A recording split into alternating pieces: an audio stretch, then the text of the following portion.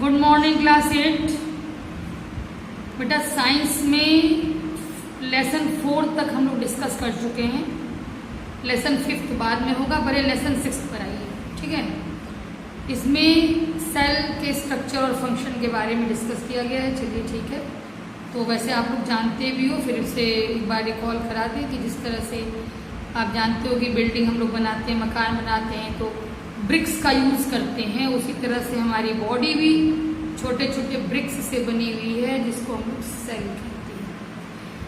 तो structural unit है, जैसे कि मकान की स्ट्रक्चरल यूनिट ईंट है, वैसे बॉडी की स्ट्रक्चरल यूनिट जो है वो सेल है, ठीक है।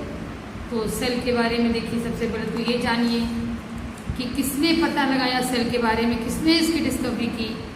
तो रॉबर्ट हुक ने सबसे पहले सेल को ऑब्जर्व किया। कहाँ? कॉर्क की एक पतली सी परत इन्होंने ली और उसको जब अपने माइक्रोस्कोप में देखा, हालांकि उस समय माइक्रोस्कोप बहुत एडवांस नहीं हुआ करते थे, फिर भी उस माइक्रोस्कोप में इनको हनी कॉम्ब यानी मधुमक्खी के छत्ते की तरह की कोई चीज़ दिखाई दी, जिसमें कि मधुमक्खी के छत्ते को भी कभी आप देखिए तो उसमें जैसे छोटा छोटा सेल बना होता है, कमरे कमरे टाइप का छोटा छोटा बना होता है पार्ट।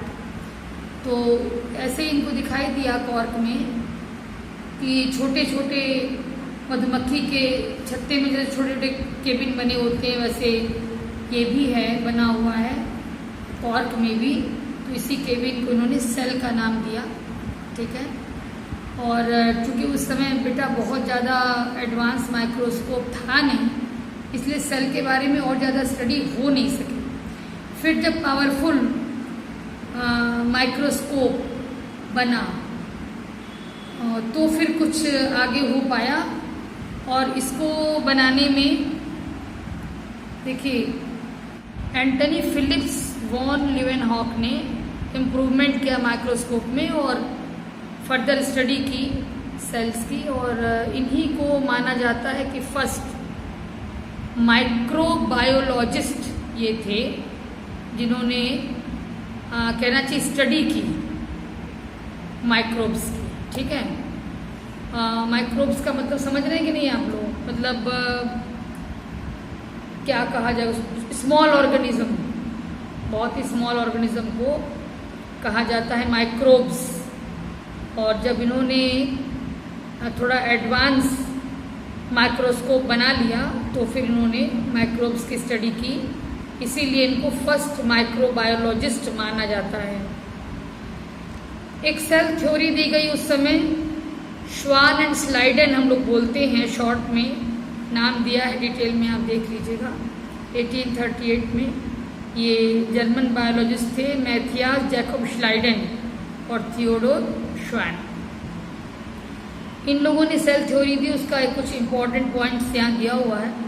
जैसे पहली बात तो ये बताइए, कोई भी चीज़ जो है वो सेल से बनी हुई, लिविंग चीज़, लिविंग थिंग्स जो हैं वो सेल से बनी हुई हैं।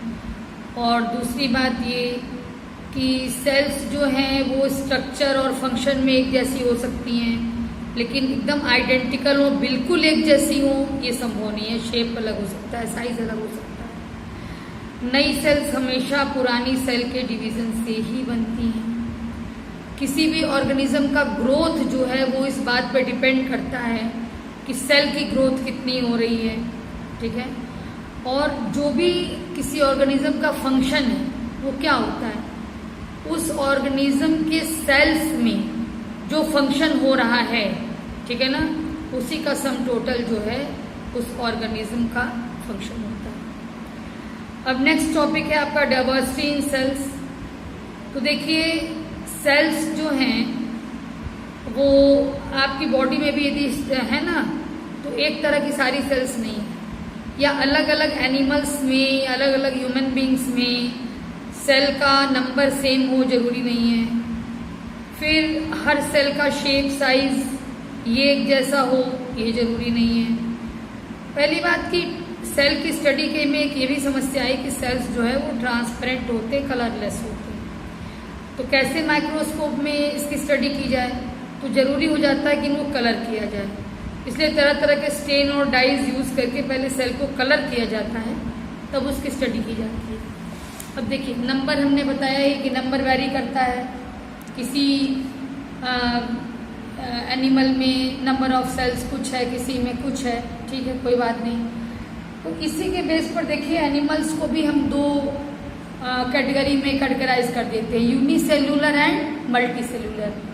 कुछ एनिमल्स ऐसे हैं जो सिंगल ही सेल के बने, फॉर एग्जाम्पल अमीबा है, यूग्लिना है, पैरामीशियम है, लेकिन जानते हैं सिंगल सेल में ही वो सारा फंक्शन होता है जो किसी मल्टी सेल्यूलर डेवलप्ड ऑर्गेनिज्म में होता है, सारा कुछ एक ही सेल में होता है। और मल्टी सेल्यूलर का मतलब क्लियर ही हो गया कि कई सेल्स से जो ऑर्गेनिज्म बना है वो मल्टी सेल्यूलर ऑर्गेनिज्म है, और उसके में ये होता है कि अलग अलग सेल्स का ग्रुप है अलग अलग काम को करने के लिए, जबकि यूनिसेल्यूलर ऑर्गेनिज्म में सिंगल सेल है, इसलिए सिंगल सेल में ही सारी मेटाबॉलिक एक्टिविटीज हो जाती हैं, ठीक है। शेप के भी मामले में देखा जाए तो पहले भी हमने कहा, फिर कह रही हूँ, शेप कुछ भी हो सकता है, रेक्टेंगुलर हो सकता है सेल का शेप, ओवल हो सकता है, सिलिंड्रिकल हो सकता है, क्यूबॉइडल हो सकता है, स्पिंडल की शेप का हो सकता है, कोई भी शेप हो सकता है, थ्रेड लाइक भी हो सकता है, जैसे ह्यूमन बीइंग में नर्व सेल है, थ्रेड लाइक स्ट्रक्चर होता है, इस तरह से। इसके बाद आप आइए, देखिए यहाँ पे कुछ दिया भी है, ये नर्व सेल है, देख रहे हैं ना, थ्रेड लाइक ये है, पूरा नर्व सेल है। इधर का हिस्सा कुछ ब्रांचेस दिखाई दे रही हैं, लेकिन ये बीच का थ्रेड लाइक स्ट्रक्चर है। ये मसल सेल है, देख रहे हैं, लॉन्ग एंड सिलेंड्रिकल। ये अमीबा, सिंगल सेल्ड अमीबा है, इसका इरेगुलर शेप होता है, ये जरूरत के अनुसार अपने शेप को चेंज करता रहता है, ठीक है। साइज, बहुत छोटी साइज से बड़ी साइज तक की सेल होती है। फॉर एग्जाम्पल बहुत छोटी साइज में तो बैक्टीरिया सेल है, बड़ी साइज में ह्यूमन बीइंग में नर्व सेल है, यही वाली सेल 1 मीटर तक लंबी हो सकती है। इसके बाद देखिए ये जो ऑस्ट्रिच का एग होता है वो लार्जेस्ट सेल मानी जाती है, मैंने अंडरलाइन किया, चाहें तो आप भी कर लीजिएगा, ठीक है। इसीलिए इसको मैक्रोस्कोपिक सेल कहा जाता है। तो आपसे ऐसे भी क्वेश्चन पूछा जा सकता है कि नेम अ मैक्रोस्कोपिक सेल, तो ये क्या है, एग ऑफ एन ऑस्ट्रिच, इसका डायमीटर 170 mm है। इसी तरह से अभी भी मैंने बताया कि ह्यूमन बॉडी में नर्व सेल जो है वो बिगेस्ट सेल है, लंबी है, और ज़रूरी नहीं कि सारी नर्व सेल लंबी हो, लेकिन 1 मीटर तक की लंबाई का पाया जाता है। अब है स्ट्रक्चर। तो देखिए स्ट्रक्चर में मैं आपको बताऊं कि सेल को मेनली 3 पार्ट्स में हम लोग डिवाइड कर सकते हैं स्टडी के लिए, cell membrane, cytoplasm and nucleus. Cell membrane cell के सबसे बाहर की कवरिंग होती है, इसको आप प्लाज्मा मेम्ब्रेन भी कह सकते हैं, आउटर मोस्ट लेयर है। इसकी खासियत ये है कि परमिएबल होता है, यानी जो चीज़ सेल के अंदर है, कुछ सेल के बाहर जो चीज़ें हैं, तो उनमें आपस में आना जाना बना रहता है इस मेम्ब्रेन के थ्रू, और ये मेम्ब्रेन जानती है कि किस चीज़ को हमें अंदर लेना है सेल के और किस चीज़ को बाहर भेजना है। ये पूरा कंट्रोल करती है इस बात को, ये नहीं कि कुछ भी अंदर आ जाएगा कुछ भी बाहर चला जाएगा, ऐसा कुछ भी नहीं होता। देखिए सेल वॉल का टॉपिक है, तो पहले तो ये बता दूं मैं कि सेल वॉल केवल प्लांट सेल में होता है, और सेल मेम्ब्रेन के बाहर, सेल मेम्ब्रेन के बाहर ये होता है। मतलब एक समझाने के लिए बता रही हूँ, मान लीजिए ये एक सेल है, ठीक, ये प्लाज्मा मेम्ब्रेन या सेल मेम्ब्रेन है, इसके बाहर डिपोजिशन होगा किसी चीज़ का, केमिकल का, ये होती है सेल वॉल, जो कि सेल को मजबूती और शेप दोनों देती है, लेकिन केवल प्लांट सेल में ये होता है, एनिमल सेल में नहीं होता। अब देखिए साइटोप्लाज्म पर आइए। साइटोप्लाज्म क्या है, सेल मेम्ब्रेन के अंदर, जब सेल में हम चलेंगे सेल मेम्ब्रेन के अंदर, तो जेली लाइक स्ट्रक्चर होता है, ठीक है। जैसे इसमें मान लीजिए भरा हो जेली लाइक स्ट्रक्चर, वो साइटोप्लाज्म है। और इसके अंदर तमाम छोटे छोटे सेल के पार्ट्स, जिसको सेल ऑर्गेनेलीज कहते हैं, पड़े होते हैं। माइटोकॉन्ड्रिया, और ये देखिए इसमें दिया है, ये सेल है, से माइटोकॉन्ड्रिया है, ये एंडोप्लाज्मिक रेटिकुलम है, ये गोल्जी बॉडी है, ठीक है। और तमाम छोटे छोटे राइबोसोम, लाइसोसोम, डिप्टियोसोम, तमाम चीज़ें पड़ी रहती है। इस तरह से कहने का सेंस केवल ये था, देखिए कि ये बाहर की सेल मेम्ब्रेन है, अंदर साइटोप्लाज्म है, साइटोप्लाज्म के अंदर तमाम ऑर्गेनेलीज है, न्यूक्लियस भी है, ठीक है इसमें। तो अब किसके बारे में बात की है? न्यूक्लियस के ही बारे में इन्होंने बात की है इसके बाद, ठीक है। देखिए जैसे किसी फैक्ट्री में कोई इंजीनियर फैक्ट्री के सारे वर्क को कंट्रोल करता है, वही काम न्यूक्लियस का है। न्यूक्लियस भी इंजीनियर ही है। सेल में क्या फंक्शन हो रहा है सबको ये कंट्रोल करता है, ठीक है। Nucleus near about round structure होता है, देखिए शायद आपके फिगर में ये न्यूक्लियस राउंड स्ट्रक्चर है। ये चारों तरफ इसके न्यूक्लियर मेम्ब्रेन होती है, ठीक है, न्यूक्लियर मेम्ब्रेन से घिरा होता है। और इसके अंदर जो चीज़ भरी होती है, क्रोमेटिन मटेरियल, वो पार्टिकल्स टाइप का होता है, लेकिन सेल डिवीजन के टाइम में वो पार्टिकल्स मिल करके जो हैं वो थ्रेड लाइक स्ट्रक्चर बना लेते हैं, जिसको क्रोमोसोम कहते हैं हम लोग। और क्रोमोसोम पर ही डीएनए होता है, जो कि जेनेटिक मटेरियल है, और जिस पर हमारे जो भी लक्षण हैं, चाहे वो दिखने वाले या हमारे किसी भी नेचर संबंधी कुछ भी जो गुण हैं, उन्हीं डीएनए के थ्रू माता पिता से बच्चों में ये कैरेक्टर जाता है, ठीक है। तो डीएनए कहाँ है? देखिए ये न्यूक्लियस है, न्यूक्लियस के अंदर क्रोमेटिन मटेरियल है। क्रोमेटिन मटेरियल जिस समय सेल डिवीजन होना होता है वो थ्रेड लाइक स्ट्रक्चर बनाता है, जिसको क्रोमोसोम कहते हैं। क्रोमोसोम पे डीएनए होता है, जो सारे कैरेक्टर्स को अपने पर रखे होता है, और वही उसी के द्वारा कैरेक्टर्स माता पिता से बच्चों में जाते हैं, उसी डीएनए के रूप में। अब यहाँ चर्चा हुई है यूकैरियोट और प्रोकैरियोट सेल की। सिंगल क्या कहिए कि मेन डिफरेंस जो है वो ये है कि यूकैरियोटिक सेल जो है वो वेल डेवलप्ड होता है। वेल डेवलप्ड का मतलब कि जैसे न्यूक्लियस है, उसमें न्यूक्लियर मेम्ब्रेन होगी, सारे ऑर्गेनेलीज बिल्कुल क्लियर होंगे, वेल डिफाइंड होंगे। लेकिन प्रोकैरियोटिक सेल जो है वो प्रिमिटिव टाइप का होता है। इसमें जो न्यूक्लियस है ना वो भी क्लियर अलग से नहीं होता, न्यूक्लियर मटेरियल होता है, लेकिन न्यूक्लियस मेम्ब्रेन से घिर करके एक ऑर्गेनेली बनावे ऐसा कुछ नहीं होता। और इस तरह की सेल होती है बैक्टीरिया और माइक्रोप्लाज्माज में, जिनमें बैक्टीरिया एंड माइक्रोप्लाज्माज, ध्यान दीजिए। और इनमें न्यूक्लियस को न्यूक्लियस ना कह के हम न्यूक्लियोइड कहते हैं, ठीक है। क्यों? क्योंकि इनका न्यूक्लियस वेल डिफाइंड नहीं है। अब आइए अदर सेल ऑर्गेनेलीज पर। इसमें माइटोकॉन्ड्रिया का नाम सबसे पहले आता है, जिसको सेल का पावर हाउस कहा जाता है। कारण है कि जो फूड हम लेते हैं उसको बर्न करके एनर्जी रिलीज करने का काम यही करता है, यही माइटोकॉन्ड्रिया। यहीं से एनर्जी माइटोकॉन्ड्रिया के थ्रू ही हमें एनर्जी मिलती है, सेल को मिलेगी, सेल से बॉडी को मिलेगी। अब राइबोसोम क्या करता है?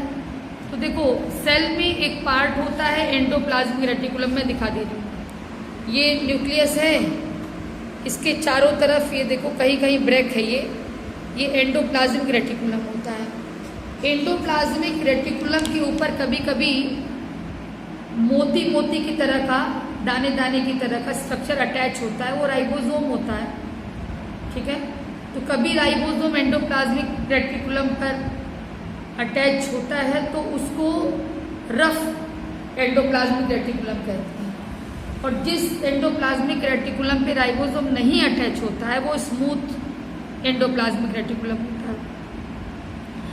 इस एंडोप्लाज्मिक रेटिकुलम राइबोसोम की पढ़ाई हम लोग कर रहे हैं अभी। राइबोसोम हमने कहा कि एंडोप्लाज्मिक रेटिकुलम पे अटैच हो सकता है, ठीक है ना। तो उस बेस पे एंडोप्लाज्मिक रेटिकुलम हमने बता दिया स्मूथ और रफ, लेकिन मेन फोकस राइबोसोम पे करना है यहाँ पे हमें।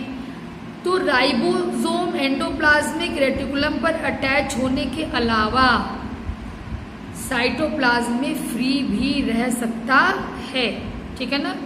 जरूरी नहीं कि हर राइबोसोम अटैच ही हो, फ्री भी रह सकता है ये। और इसका मेन काम है प्रोटीन की सिंथेसिस में हेल्प करना, इसीलिए राइबोसोम को नाम दिया गया है protein factories of the cell.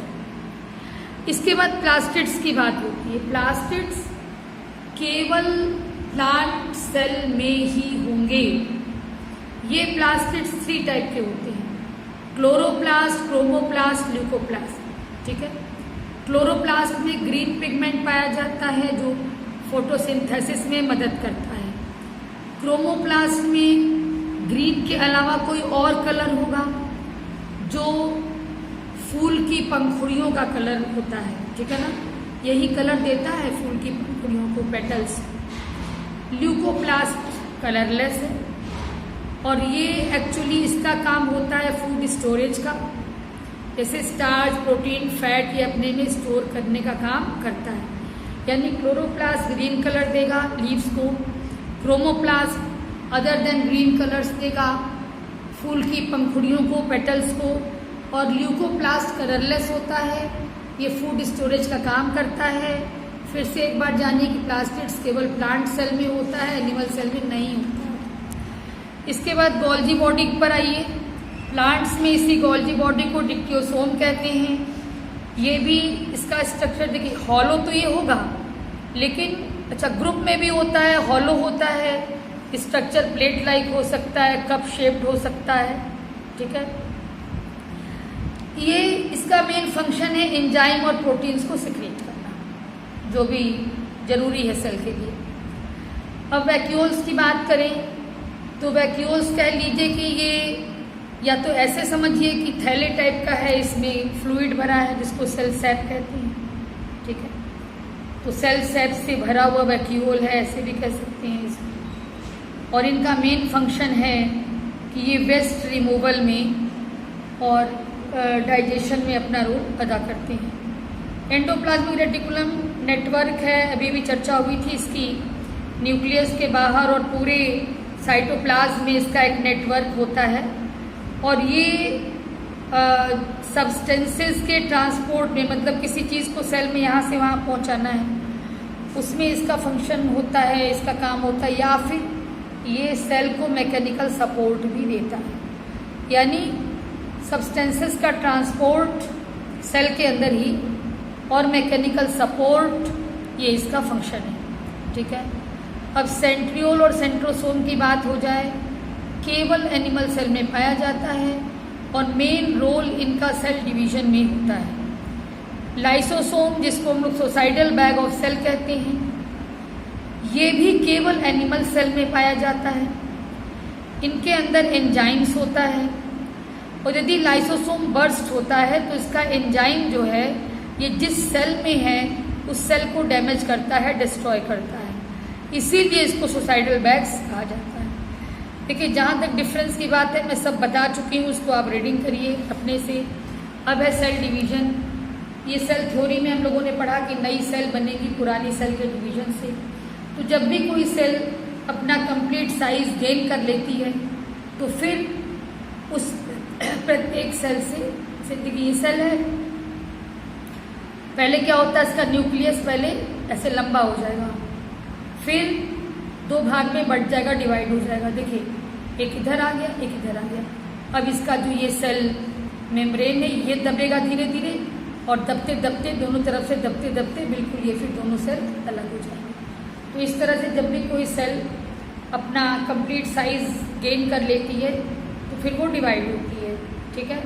और कुछ सेल्स तो लाइफ लॉन्ग सेल डिवीजन उनमें चलता रहता है।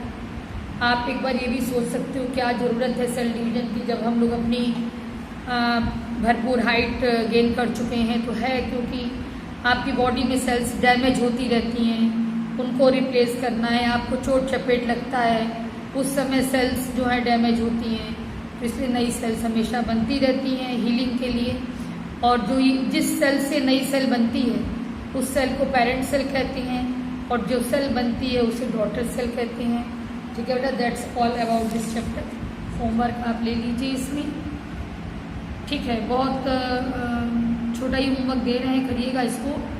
इस लेसन का लेसन 6 का एक्सरसाइज डी का शॉर्ट क्वेश्चन हैं, तो all question answer learn and right homework copy मंगाई जाएगी। और मैं बार बार कह रही हूँ, डायरी में होमवर्क जरूर लिखा होना चाहिए, नहीं तो मैंने अपनी बुक से मिला लिया और यदि वो नहीं मिला तो दिक्कत हो जाएगी बेटा।